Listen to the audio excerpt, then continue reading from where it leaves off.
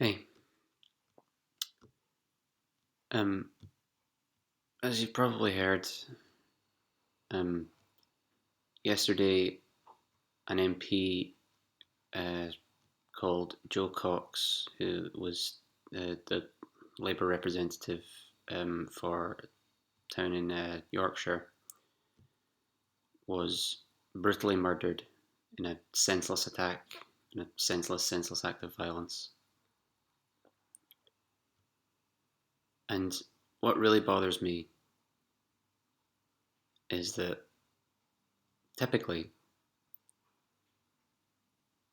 the media are trying to pass this off as nothing more than a mental health issue. That angers me so much because I'm an autistic person. I have Asperger's. My uncle has pretty bad bipolar disorder. I've met many other people with bipolar disorder as well, and I've met so many others in my life who suffer from ADHD, ADD, depression, schizophrenia, and a number of other things, a number of other mental health issues. Let me guarantee you right now, not one single one of them would dare, sorry, would ever do something even remotely close to this. Nothing at all.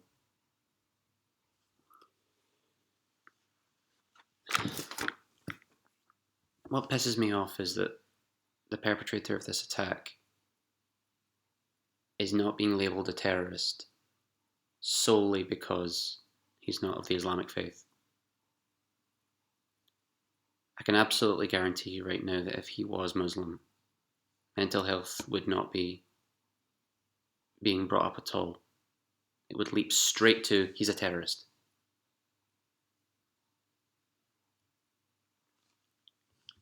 Look, I know I don't want to take anything away from the proper issue here. An innocent woman who did nothing wrong and was a wonderful humanitarian has been brutally murdered. Her husband has just lost his wife. Her children have just lost their mother.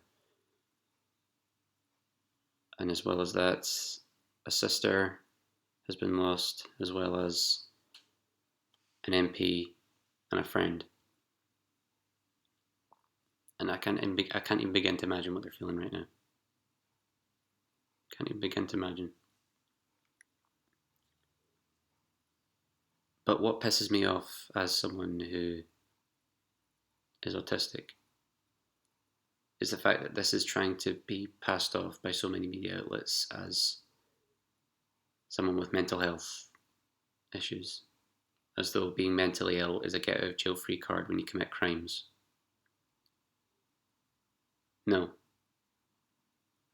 that's not okay. And it's the same in the States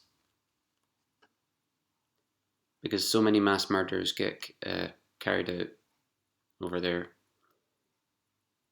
that it's almost becoming unsurprising that they keep happening. We almost seem to be unable to even go a week without an attack like this.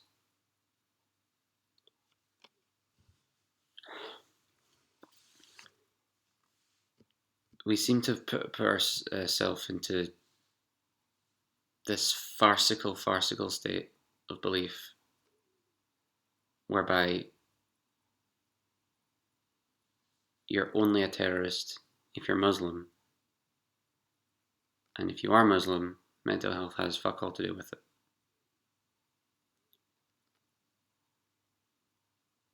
It really angers me. I'm feeling a mix of grief, of sadness, of horror, and unfortunately of anger. This shouldn't be the time to be angry. This should be the time to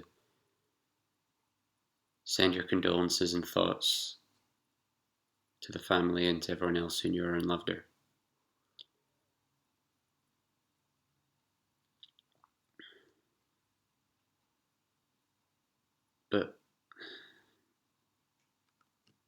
I don't get it. I just don't. I don't know.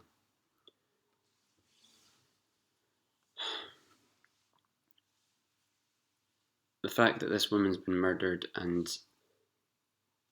trying to use mental health as a scapegoat is wrong. It's totally, totally wrong. And look, in terms of the shootings that go on in the States, it's a proven fact that less than a sixth of those murders are carried out by people with mental health issues. So scapegoating people with mental health is not okay.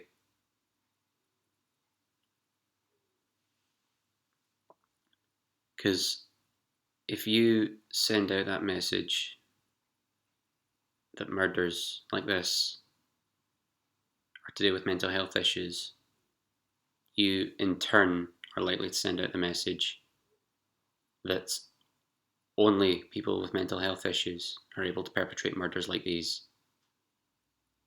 And that in turn could lead to some people getting the impression that anyone with any kind of mental health issue is capable of carrying out an attack like this. But people with mental health issues already deal with enough trouble as it is. It's not okay to just scapegoat mental health for attacks like this.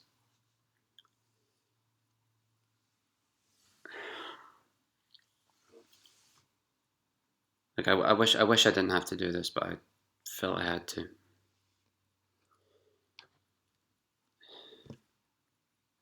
Anyway, look, I'm gonna wrap this video up now. But I don't want to end on a sour note. I want to say to Joe's wife, Brendan, I'm so sorry. I can't even begin to imagine what you're feeling right now.